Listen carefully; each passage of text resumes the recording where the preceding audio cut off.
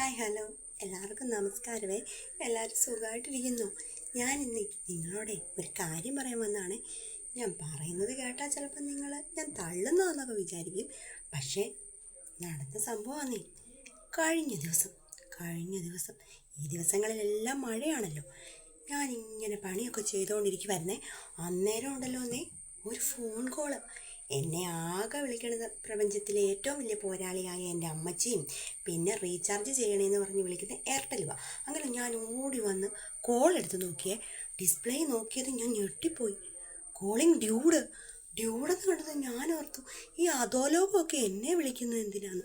അങ്ങനെ എന്താണെങ്കിലും രണ്ടും കൽപ്പിച്ച് ഞാൻ ഫോൺ എടുത്തപ്പോഴത്തേനുമേ ഞാൻ പേടിച്ച് അധോലോകം ആയിരിക്കും എന്നൊക്കെ ഓർത്ത് ഹലോ എന്ന് വെച്ചപ്പോഴത്തേനും മറുതലയ്ക്ക് നിന്നെ ഹലോ. ഞാൻ പിന്നെയും ചോദിച്ചേ ആരാ? അന്നേരം പറയുക people call me dude.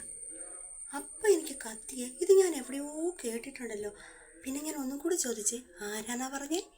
People call me dude.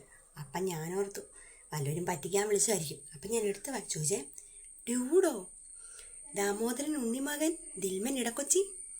No people also call me dude. അപ്പം ഞാൻ പറഞ്ഞേ I am also call me Dilman. അപ്പത്തേനുമേ ഡ്യൂഡ് എന്നോട് പറയുവാണേ പെങ്ങൾ എന്നെ എന്ത് വേണമെങ്കിലും വിളിച്ചോ, എൻ്റെ അവസ്ഥ അങ്ങനെയാണ്. ഞാൻ ചോദിച്ചു എന്തവസ്ഥ? അപ്പത്തേക്കും അടുത്ത ഡയലോഗ് എൻ്റെ പുറകിൽ ബാങ്കോങ്ങും എൻ്റെ മുന്നിൽ മയാമിയുമാണെന്ന്. അപ്പം ഞാൻ പറഞ്ഞേ എൻ്റെ പൊന്നു ചേട്ടാ, എൻ്റെ മുന്നിൽ തേക്കാനുള്ള കരിപ്പാത്രം, എൻ്റെ പുറകിൽ ഉച്ചയ്ക്ക് കറി വെക്കാനുള്ള ചക്കക്കുരു വന്നേ. നല്ല പ്രാങ്കുകളുമാണെന്നോർത്ത് ഞാൻ പറഞ്ഞതാ. പക്ഷെ അല്ലെന്നേ, അത് ശരിക്കും ഡ്യൂഡായിരുന്നു. ഡ്യൂഡ് സാർ എന്തിനാ എന്നെ വിളിച്ചതെന്ന് ഞാൻ ചോദിച്ചേ. അപ്പോഴത്തേക്കും ഡ്യൂഡ് സാർ എന്നോട് പറയുവാണേ എൻ്റെ പൊന്നു പെങ്ങളെ, ഞാനൊരു അത്യാവശ്യ കാര്യത്തിന് വേണ്ടി വിളിച്ചതാണ്. ഞാൻ ചോദിച്ചു എന്ത് അത്യാവശ്യ കാര്യം? ഈ സാധാരണക്കാരിയായ വീട്ടമ്മയായ എന്നെക്കൊണ്ട് സാറിന് എന്ത് അത്യാവശ്യമാണെന്ന് ചോദിച്ചേ. അപ്പോഴത്തേനും പുള്ളി പറയുവാണേ കോൺട്രാക്ടർ അനിലിൻ്റെ ഭാര്യയല്ലേന്ന്. ഞാൻ പറഞ്ഞു അതേ അറക്കൽ അബു സാറാണെന്നൊക്കെ പറഞ്ഞ പോലെ അതേ കോൺട്രാക്ടർ അനിലിൻ്റെ ഭാര്യയാണ്.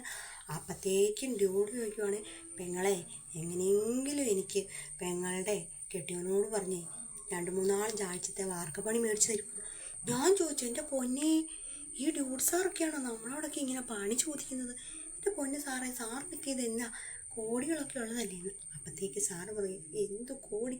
കൊടുക്കാനുള്ള കോടി മാത്രമേ ഉള്ളൂ പെങ്ങളെ. ഇപ്പം എന്നാ ചെയ്യാനാ? ഹൈ റേഞ്ചിലോട്ട് ചെന്നാൽ സാത്താൻ സേവിയർ, പിന്നെ തോട്ടുമുക്കിലോട്ട് ചെല്ലാന്ന് വെച്ചാലോ അവിടെ ആ ബ്ലഡി ഗ്രാമവാസി വടംവലിക്കാരൻ ഷാജി പാപ്പൻ, പിന്നെ ബാങ്കോക്കിലോട്ട് തിരിച്ചു പോകുന്ന കാര്യം ഓർക്കുകയേ വേണ്ട. അങ്ങനെ പുള്ളി ഓരോരോ ദുരിത കഥകൾ എന്നോട് പറഞ്ഞുകൊണ്ടിരിക്കുക. എനിക്കാണെങ്കിൽ ഇതൊക്കെ കേട്ടിട്ട് സങ്കടവും വരുന്നുണ്ട്. ഞാൻ പറഞ്ഞു സാറേ, അങ്ങനെ ഇങ്ങനെയൊന്നും ചേട്ടായി ആരെയും പണിക്കെടുക്കുകയില്ല. പണി സൈറ്റിൽ മൊത്തം ഇപ്പം മലയാളികൾ പോരാത്തതുകൊണ്ട് ബംഗാളികളാണ്. അവരാണല്ലോ ഇപ്പം ആത്മാർത്ഥമായിട്ട് ജോലി ചെയ്യുന്നത്. അപ്പോഴത്തേക്കും ഡ്യൂഡ് സാർ എൻ്റെ പൊന്നു പെങ്ങളെ എങ്ങനെയും പറഞ്ഞ് പണി ശരിയാക്കി തരണം. അപ്പം ഞാൻ പറഞ്ഞു ഇതൊക്കെ വലിയ കഷ്ടപ്പാടുള്ള പണിയാണ്, എങ്കിലും ഞാൻ ചേട്ടായോട് പറഞ്ഞ് സമ്മതിക്കാം. പക്ഷേ ചേട്ടായി ഇൻ്റർവ്യൂ ചെയ്തിട്ട് ആളെ എടുക്കുകയുള്ളന്നേ.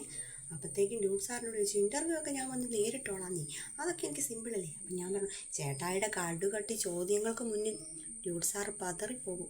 അതെന്നെ അങ്ങനെ ആർക്കും പറഞ്ഞൊന്നും കൊടുക്കുകയില്ലാത്തതാണ്. എങ്കിലും ചേട്ടായി പ്രധാനമായിട്ടും 2 ചോദ്യം ചോദിക്കും, അതിനുള്ള ഉത്തരം കറക്റ്റായിട്ട് പറയണേന്നേ. അപ്പം ഡ്യൂഡ് സാറിനോട് ചോദിച്ചു അതേതാണെന്ന് എനിക്കൊന്ന് പറഞ്ഞു തരാമോന്ന്. പാവമല്ലേ, അതോ ലോകമൊക്കെ അല്ലായിരുന്നോ എന്നോർത്ത് ഞാൻ പറയാം സാറേ. 1ാമത്തെ ചോദ്യം, ജോർജ് കുട്ടി ധ്യാനത്തിന് പോയത് എന്നാണ്? അത് കറങ്ങിയും തിരിഞ്ഞും ചേട്ടായി ചോദിക്കും, അത് പറയണം.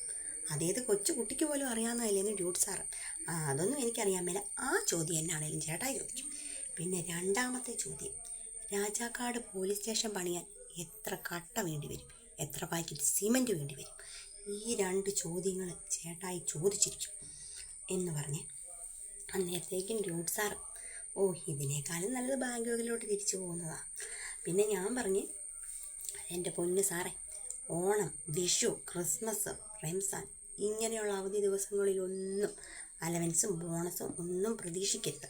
അതൊന്നും ചേട്ടായുടെ കയ്യിൽ നിന്ന് കിട്ടാൻ പോകുന്നില്ല.